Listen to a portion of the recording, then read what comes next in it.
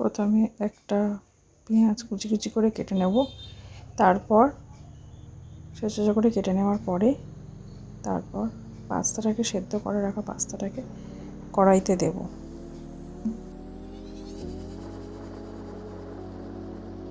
তারপর একে একে গাজর বিনস দিয়ে দেবো, সেটাকে তেলে নাড়তে থাকবো। একটু নাড়াচাড়া হয়ে গেলে পেঁয়াজগুলো দিয়ে দেবো তাতে। তারপর একটা ডিম ফেটিয়ে দেবো।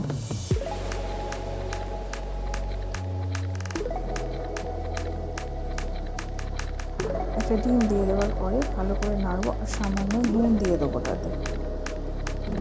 তাতে কী হবে, আনাজগুলো একটু ভালো করে নরম হবে এবং ডিমেও আমাদের নুনটা ঢুকে যাবে।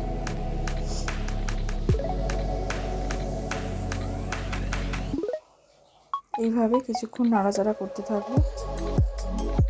নাড়াচাড়া করার পরে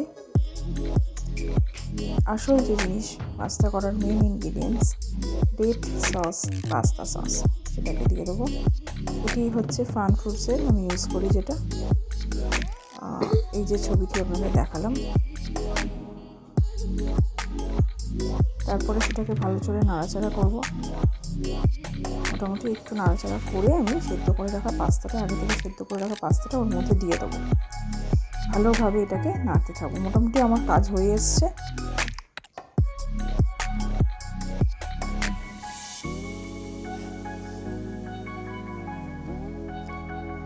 মোটামুটি নাড়াচাড়া করে কিছুক্ষণ নাড়াচাড়া করব। তারপরে আরও কিছুটা নুন, অল্প চিনি এর মধ্যে দিয়ে দেবো।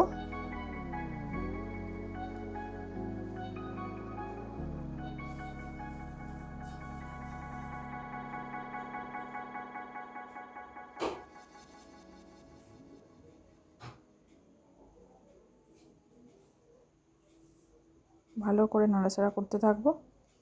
নাড়াচাড়া হয়ে এলে এতে আমি কিছুটা চিলি ফ্লেক্স, টেটস বার্ডসের চিলি ফ্লেক্স আর টেটস বার্ডসের অরিগ্যানো, এই দুটোই দিয়ে দেবো, যেটা হচ্ছে পাস্তার, আমি মনে করি এই দুটো পাস্তার মেন ইনগ্রিডিয়েন্টস। এছাড়া পাস্তাটার টেস্ট এবং এসেন্স দুটোই অসম্পূর্ণ।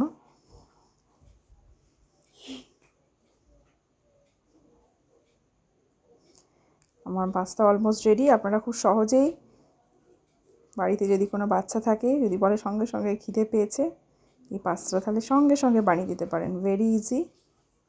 পাস্তা আমার রেডি, অলমোস্ট পুরোপুরি রেডি প্রায়।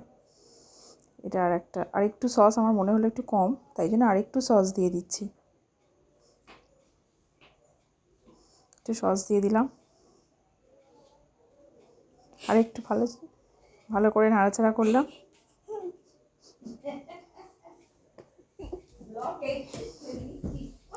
ভালো করে নাড়াচাড়া করলাম।